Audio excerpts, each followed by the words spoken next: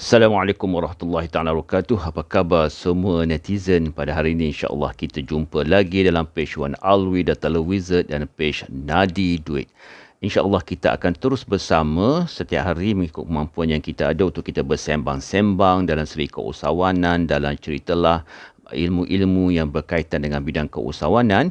So, bagi tuan-tuan dan perempuan yang merasakan bahawa apa yang kita sembangkan, apa yang kita bicarakan pada kali ini memberikan manfaat pada tuan-tuan dan perempuan, bolehlah like, share, follow dan kongsi-kongsi dengan kawan-kawan kita yang lain di luar sana. Mudah-mudahan apa yang kita sembangkan ini diberkati oleh Allah SWT dan kita boleh mengambil pengajaran iktibar ilmu yang boleh kita amalkan dalam kehidupan kita sebagai seorang usahawan di luar sana. InsyaAllah hari ini kita bincang tentang 6 prinsip usahawan berjaya. Semalam kita dah bincang 5 faktor. Hari ini kita bincang 6 prinsip. Prinsip ini prinsip yang dah biasa diamalkan oleh orang yang berjaya dan juga banyak diceritakan oleh konsultan bisnes. Hari ini kita ulang balik, kita sembang-sembang, ulang balik apa yang telah kita pelajari seperti inilah. Okey, yang pertamanya ialah konsep bersyukur. Biasa kan kalau kita dengar konsultan bisnes akan kata bersyukur, konsep bersyukur, gratitude, the power of gratitude kan, konsep kita bersyukur. Kenapa konsep bersyukur ini perlu dalam bidang keusahawanan? Pertamanya untuk kita bersyukur dengan apa yang kita ada sekarang, untuk kita melangkah lebih jauh dalam bidang keusahawanan.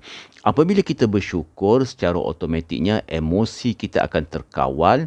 Bila emosi kita terkawal, kita boleh berfikir dengan jauh, dapat menjana banyak idea dan juga dapat menarik orang kata apa yang kita namakan sebagai satu kebahagiaan ataupun jiwa yang tenang kan.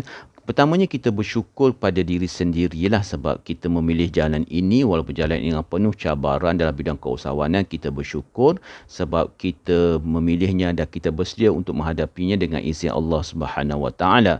Keduanya ialah kita juga bersyukur pada Allah SWT kerana menciptakan kita sebagai manusia yang boleh berfikir, yang ada akal. Kita tidak dicipta sebagai haiwan ataupun semut ataupun lipas ataupun nyamuk yang sementara nyawanya yang pendek sekal kehidupannya.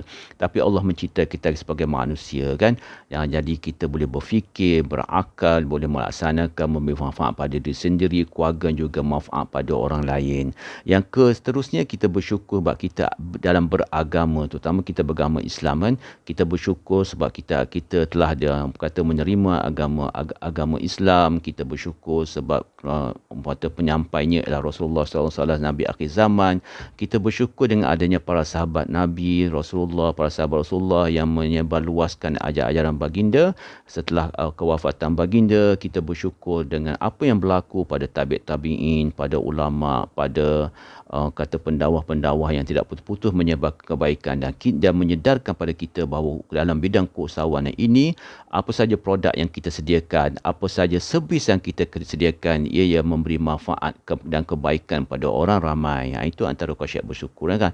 Kita juga kena bersyukur pada pasangan kita kan, yang sentiasa menyokong, yang sama-sama susah yang dengan kita dalam kita memajukan bidang keusahawanan. Bersyukur pada anak-anak yang memahami kita sebagai seorang ayah, ibu yang sibuk mengejar sana sini kan untuk kebahagiaan rumah tangga dan juga kebahagiaan yang kita mahu kecapi kan.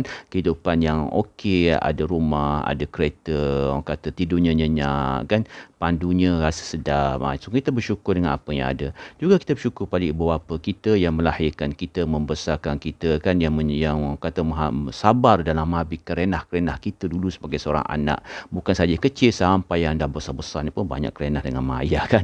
Kita juga bersyukur dengan rakan-rakan, dengan adik-beradik, dengan pembeli-pembeli kita yang sentiasa menyokong perjuangan kita dalam memanfaatkan produk dan servis kita, dan juga pembekal-pembekal yang sentiasa mahu menyokong kita punya bisnes kan, juga jangan berbagai-bagailah agensi kerajaan ke bank ke. Dengan konsep bersyukur ni maknanya kita rasa bahawa kehidupan ini ada penuh makna dan kita dilahirkan sebagai seorang khalifah fil ard yang menjaga muka bumi ini dengan penuh kebaikan bersama dengan produk dan servis yang kita berikan. Maknanya konsep syukur ni terlalu luas kan. Kita bersyukurlah, dengan bersyukur ini Allah akan tambah rezeki kita dengan lebih banyak lagi kan. Itu keyakinan yang kita ada. Itu konsep pertama, bersyukur. Konsep yang kedua adalah fokus. Dalam bidang keusahawanan kita kena banyak fokus. Fokus kita inilah akan membolehkan kita berjaya. Kan fokus ni bukan buat kerja satu tau. Fokus ni maknanya kita ada KPI, kita ada perancangan, kita ada structure, kita ada fokus fokus, kita ada struktur, kita ada step by step, itu fokus. Bukannya kita buat kerja cacah merebah, tak ada perancangan, hentam kromo kan. Kalau kita hentam kromo pun kita ada strategi-strategi dia, itulah yang dinamakan sebagai fokus. Okey, bila kita fokus, kita akan orang kata apa, boleh memberikan rasa bahagia, rasa seronok kan. Enzim-enzim yang membina keseronokan, orang kata namanya macam orang kata sungai, orang kata namanya serotonin ni akan semakin banyak dalam badan, akan memberikan kebaikan pada kita kan. Kita makan pun makanan-makanan yang memberi kesihatan. Kita fokus pada makan makanan yang memberi kesihatan. Kita fokus pada bahasa-bahasa yang baik, yang baik, bukan mencarut, bukan maki kan. Buka je Facebook, maki je kerja je. Buka je Instagram, maki je, sindir orang je. Itu bukan kita sebagai usahawan lah. Usahawan ni dia apabila dia bercerita, buka je penulisan dia, mulut dia, pemikiran dia, perasaan dia, semua dia tulis tentang benda-benda yang manfaatkan orang lain, memberi kebahagiaan pada orang lain. Bukannya nak kerjanya nak maki je. Yang sekarang ni zaman-zaman orang suka maki, ramai orang stres. Sikit-sikit maki, sikit-sikit kutuk, sikit-sikit sindir, macam-macam kan. Kita membina benda-benda yang aura-aura yang tidak bagus kan. Sepatutnya kita sentiasa sebagai usahawan ni menulis perkara yang memberikan manfaat pada diri sendiri, juga manfaat pada orang lain, dan orang rasa seronok membacanya. Juga kita fokus kepada mengurangkan bahasa negatif, mengurangkan self-talk yang negatif kan, bicara-bicara dalaman kita yang negatif kan, yang small little voice tu kita tukar dia menjadi bicara dalaman yang memberikan positif kepada kita kan. Kita juga fokus pada banyak kita mencari penyelesaian pada suatu masalah, fokus pada penyelesaian, fokus pada cabaran untuk diselesaikan, bukannya fokus pada masalah yang perlu menangis di bucuk katil, yang kata apa negatif, yang meruntum jiwa. Masalah memanglah akan bermain dengan emosi kita, tu kita tak nafikan, tapi kita fokus kadang mencari penyelesaiannya untuk walaupun kecil penyelesaian itu supaya kita boleh selesaikan. Sebab benda ni kalau dengan penyelesaian dia akan menjadi lebih baik. Tapi kalau dengan emosi, masalah, dia akan lebih teruk dan menarik dan teruk datang.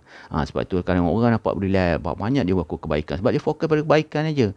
Kalau orang tu nampak teruk, lepas tu berganda-ganda diuji dengan, cuba tengok bahasa yang digunakan, macam mana kan gitu kan. Contohnya ginilah, kita ada impian kita nak satu kereta kan. Bila kita fokus pada kereta tu, fokus lagi, kita nampak banyak kereta tu di jalan raya kan, kiri kanan mesti kita bawa kereta kan. Sedangkan selama ni kita tak nampak, sebab selama ni memang kereta tu ada tapi kita tak fokus. Bila kita fokus baru kita perasan banyak kereta di jalanan kan. Itu maknanya konsep fokus. Konsep fokus ni sangat-sangat penting dalam bidang keusahawanan ni. Fokuslah pada perkara yang boleh memberikan manfaat dan kebaikan dalam bidang keusahawanan kita lah. Okey, yang ketiga ialah emosi. Selalu kita bercerita tentang emosi kan, sebab emosi ni ialah kecerdikan emosi ataupun EQ yang selalu disebut-sebut. Itu adalah sesuatu bagaimana kita menggunakan emosi kita untuk melahirkan passion, untuk drive, untuk memandu kita ke arah yang kita boleh berubah ke arah lebih berjaya, lebih bagus kan. Dalam bidang MCO, dalam masalah kata apa pandemik COVID-19, dalam situasi MCO 3.0 ni, fokus untuk menjaga emosi sangat-sangat penting supaya kita boleh mencari sesuatu jalan penyelesaian untuk kita menghadapi situasi-situasi yang kita ada sekarang lah. Yang ketiga, yang keempatnya adalah fokus dalam kita menjaga attitude, sikap kita. Sebab apa? Sikap kita ni orang akan tengok cara kita bercakap, cara kita bersembang, cara kita bergerak, cara kita memberikan idea, cara kita bernetworking, cara kita bersosial. Orang akan tengok sikap tu. Apakah amalan kita? Orang tengok amalan kita, rutin harian kita ni proaktif tak, buat kerja tanpa disuruh, jelas matlamat, bangun pagi ada matlamat kan, ataupun kita ni reaktif, tunggu satu berlaku baru nak buat, atau kita ni proaktif, ataupun kita ni sentiasa nak mencarikan penyelesaian. Itu sikap itu orang akan tengok, dan sikap inilah sebenarnya yang akan memajukan bidang kita dalam keusahawanan. Bukan sikap kita saja, kita jadikan pekerja-pekerja pun ada sikap-sikap budaya yang kita bentuk dalam syarikat kan. So budaya yang kita bentuk dalam syarikat ini dengan sikap-sikap KPI, dengan apa moto yang kita letakkan. Jadi benda itu bukan serak pada diri kita serahkan juga pada pekerja kita dan serahkan pada syarikat kita, supaya dengan sikap attitude inilah orang membeli produk kita, sebab sikap yang ada dalam lingkungan budaya, lingkungan yang ada dalam produk dan servis kita. Sebab benda ni memang dicari oleh manusia lah. Hebat mana produk, kalau sikap pekerja kita tak bagus dalam menjualnya pun tak akan jalan dengan baguslah. Itu okey. Yang kelima adalah kuasa ataupun orang kata karakter. kuasa pembentukan pewatakan. Itu prinsip-prinsipnya. Prinsip bagaimana membentuk pewatakan kita, pewatakan pekerja kita. Kalau pembeli kita pun kita boleh bentuk pewatakan kan. Sebab tu kadang-kadang satu syarikat, satu buat bisnes, kadang-kadang apa kita lama dalam bisnes, kita akan memilih pelanggan yang sikap yang bagus, pewatakan yang bagus akan dengan kita. Pelanggan yang ada pewatakan yang kita sesuai dengan budaya syarikat kita, produk kita, servis kita, kita akan tolak sikit-sikit kan. Orang kata macam sombong, tapi tidak sombong. Peringkat awal ya semua pelanggan kita terima. Peringkat seterusnya kita memilih pelanggan yang sesuai dengan kita, sebab kita tak nak pening kepala, kita nak pergi ke depan. Kita tak nak dengan masalah-masalah pelanggan yang remeh-temeh tu menghalang pekerja kita untuk kita maju terus dalam bidang kita kan. Dalam pewatakan ni kita belajarkan VAKD, pewatakan orang visual macam mana, orang auditory macam mana, orang kinestetik macam mana, orang digital macam mana kan. Kita juga belajar tentang pewatakan burung yang diletakkan dalam burung kan, ada kepimpinan macam helang macam mana, burung hantu macam mana, merak macam mana, merpati macam mana kan. Juga diletakkan dalam brain color ni.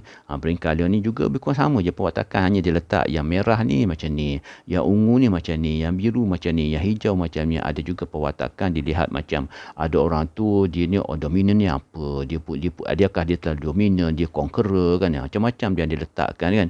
Semua pewatakan di banner ni bukannya kata itulah perfectnya kamu begitu, tidak, tetapi itu adalah kelompok-kelompok yang diletakkan supaya kita faham tentang pewatakan manusia, dan kita faham kita nak milih pewatakan yang mana dalam situasi-situasi yang tertentu, dan ataupun kita nak gabungkan pewatakan itu dan sebab pewatakan inilah yang akan membentuk budaya, membentuk sikap yang akan menarikkan orang kepada kejayaan kita dalam bisnes, dalam keusahawanan kita.